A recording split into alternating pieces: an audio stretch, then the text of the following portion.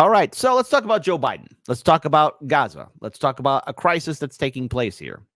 Now, shout out to Hotspot for pulling this video up. It's already got a lot of views on it, but Joe Biden says Hamas has the ancient desires to wipe the Jews off the face of the earth at the Holocaust remembrance event. Now, there's a lot to unpack with this story because, as it turns out now, too, Joe Biden and his administration are potentially withholding the next military shipment of weapons and ammunition to Israel. Now, I don't think that delay is going to be lasting any much longer, but it's quite clear that Rafah is going to be facing more military actions, and Israel is demanding those arms and ammunition. But first, let's start off. Let's talk about how all of this got started. Let's go ahead and pull up this video here. I know, folks, it's Joe Biden. Please don't try and punch your screens. But look how he's projecting this entire crisis. In 2023, on a sacred Jewish holiday, the terrorist group Hamas unleashed the deadliest day of the Jewish people since the Holocaust.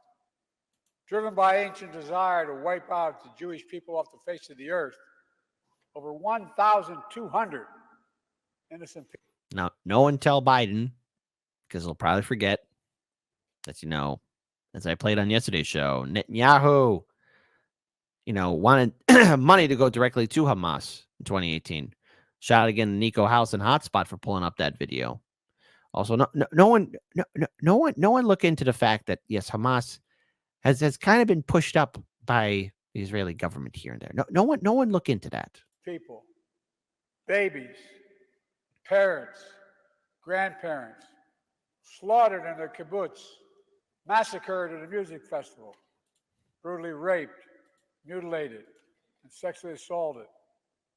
Thousands more carrying wounds, bullets and shrapnel from the memory of that terrible day they endured.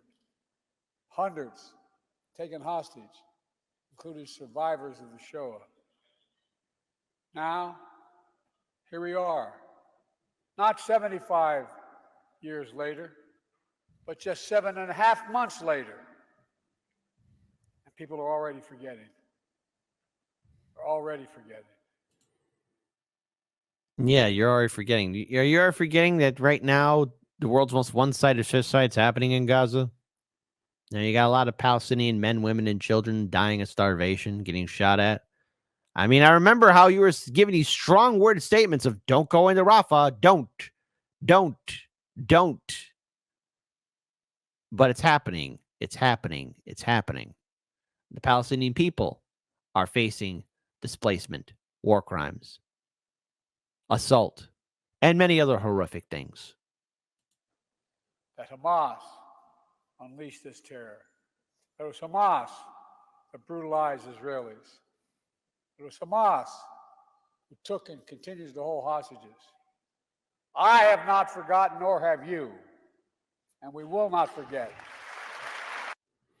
So let's talk about this, because now, I think it's important that we pull up how the State Department has been acting towards this. Give it up for the most charismatic people, our U.S. State Department. Let me ask you about something the president said yesterday. He said that Hamas is motivated by the ancient desire to eliminate the Jews. Is that the thinking in this building, that Hamas is only motivated by ancient desire to eliminate the Jews? Is that the thinking in this building? That is what Hamas has said. Hamas has come out and publicly said that they want to eliminate. Hold on. Contextually, that is wrong, Matt, because Hamas came into being in 1987 in the midst of an intifada against the occupation, responding to a brutal Israeli attack on Gaza. So when we say ancient desires, I mean that's I think you are ignoring the repeated over years and years of anti-Semitic statements by Hamas saying that they are committed to the destruction of the state of Israel and committed to the death of the Israeli people. I don't think that's a very controversial statement. That is well documented. Okay, and look, when you say ancient desires, like you're going antiquity. When I think of ancient desires, I think like what, 300 years ago, 400 years ago, 500 years ago. I mean, this conflict's been going on for 75 years. It's not ancient. It's actually pretty recent. And it's understandable why both sides are going at each other's throats, because this has been a complete disaster by the United States.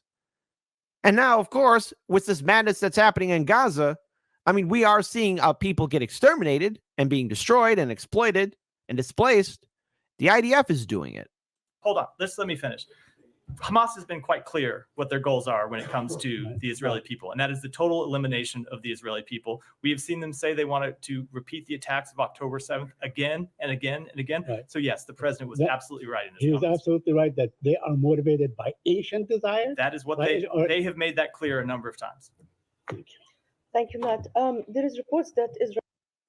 Now, let's go ahead and pull up this video here, because the thing is, the crisis that's happening in Rafah, remember, Biden supposedly put his foot down.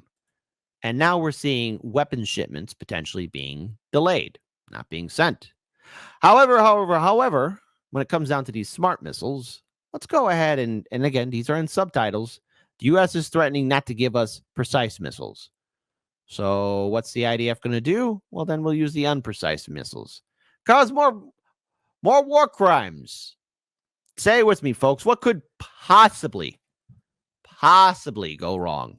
ארצות הברית מאיימת שלא תיתן לנו טילים מדויקים. וואלה, יש לי חדשות לארצות הברית. יש לנו טילים לא מדויקים, ויש לנו את הזכות להתגונן.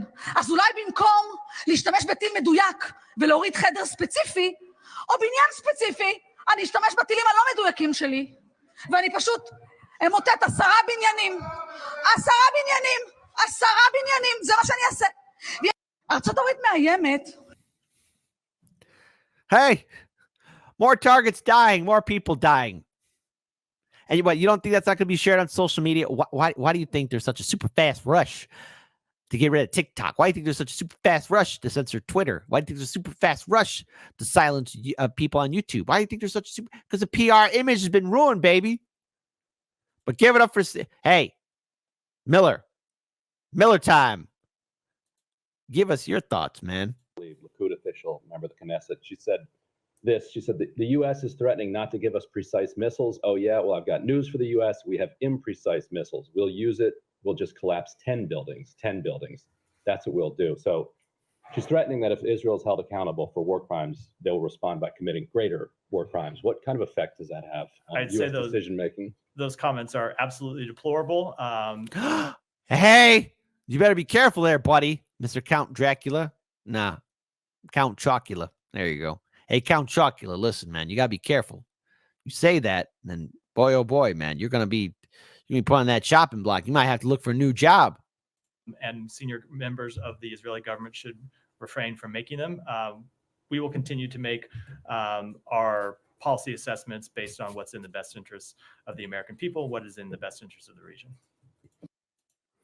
So let's go ahead and talk about this, because now there's further fallout, especially when it comes time to, I guess, when the media is still asking, well, what's going to happen now? How long will these shipment delays? Because I got 2 videos, one from our fantastic friends at CNN and other from our fantastic friends from Fox News.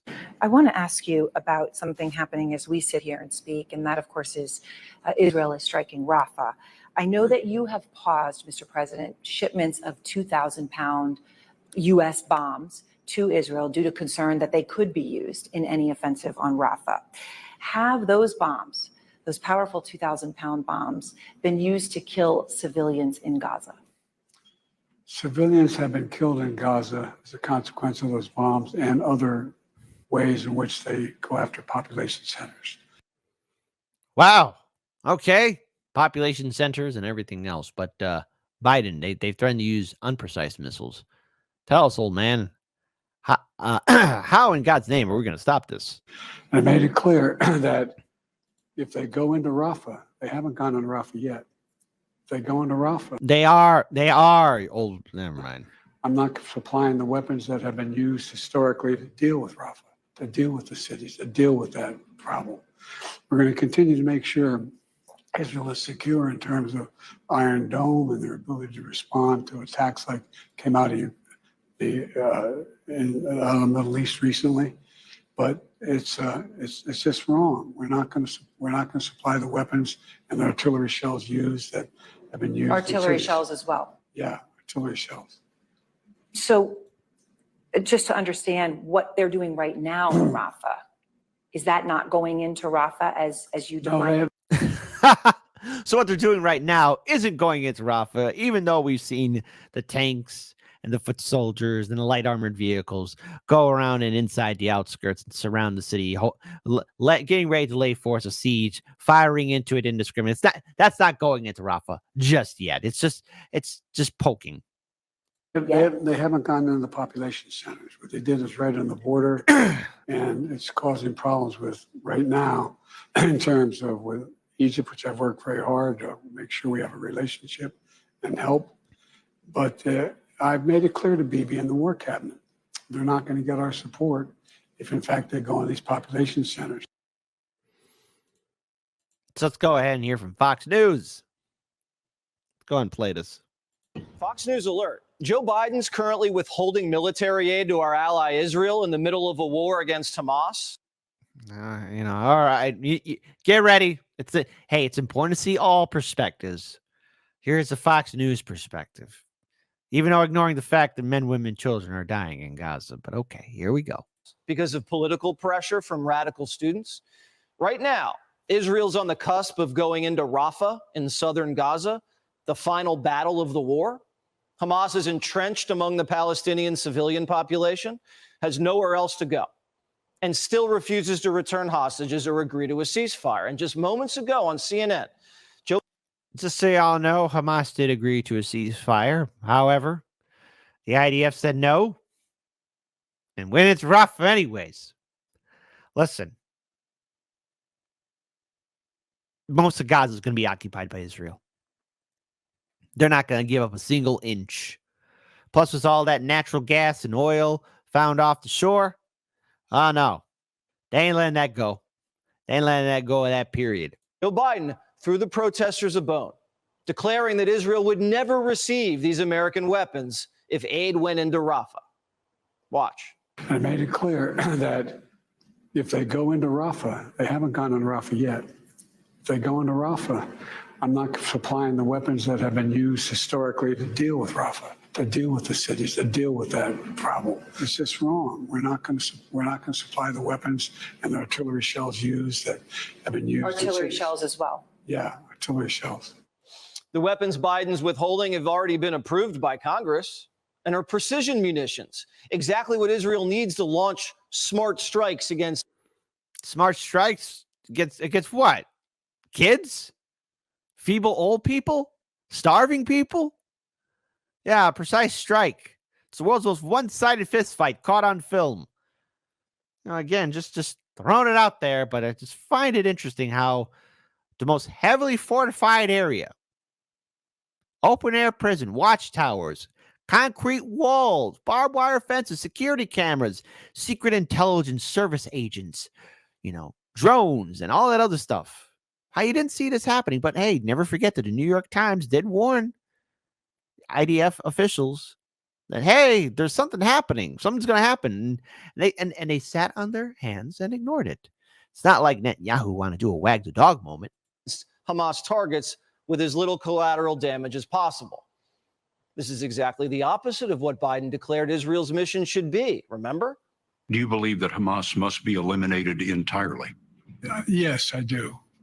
It's now clear that President Joe Biden's withholding military aid from an ally to help win an election. It's the exact same thing Democrats accused Trump of doing and impeached him for. So let's talk about how Republicans are actually having a little panic attack about this. There's Lindsey Graham Cracker. You know that guy. Now he's foaming at the mouth for total war, where Republicans funded by arms industry fume over Biden's threat to withhold bombs from Israel. Congressional Republicans funded by the arms industry lashed out Wednesday over U.S. President Joe Biden's belated threat to withhold American weaponry from Israel if it launches a full-scale ground invasion of the Gaza city of Rafah, which is currently facing a humanitarian nightmare. Lindsey Graham, who received hundreds of thousands of dollars in campaign donations from pro-Israeli interests and the weapons industry during the 2020 election campaign, declared that Biden's threat to put our friends in Israel in a box. What did we do after we were attacked by Pearl Harbor? Graham, who previously encouraged Israel to level Gaza, said in Fox News appearance late Wednesday, we dropped 2 nuclear bombs on 2 Japanese cities. What is Joe Biden doing? He's making it impossible for our allies throughout the world to trust us. He's making it hard on Israel to win. Listen here, buddy. We're just going to pause here for a second.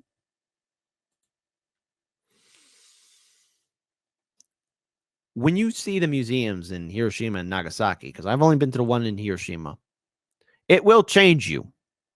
You know, I remember going into that museum. It will haunt you for the rest of your life. You'll walk out a changed person.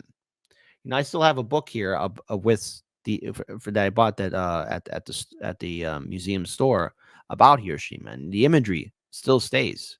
It stands with you. And what we're seeing is a horrific example of man's inhumanity to man. But hey, let's listen to Graham Cracker himself. Lindsay, show the world what kind of a human being you are. What is Joe Biden's response to withhold weapons in a war that Israel cannot afford to lose? What did we do after we were attacked in Pearl Harbor?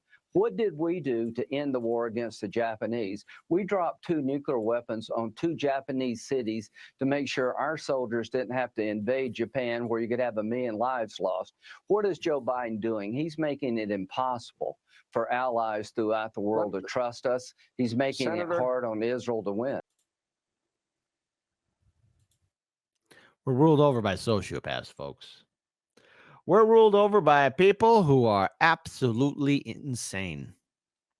And this is where we're at. Now, I don't expect Joe Biden to follow through with his promise of saying, oh, don't you dare go into Rafah. Don't you dare do it. Don't you do it. Because the arms and ammunition is going to be sent. If one thing's made abundantly clear, the military-industrial complex is going to get exactly what it wants. And what it wants is, you guessed it, you better believe it, they want to make sure that Israel gets those ammunitions, because they want that money to be flowing so they can make the next shipment and the next shipment. It's all about profit. It's all about dollars. Meanwhile, men, women, children are dying.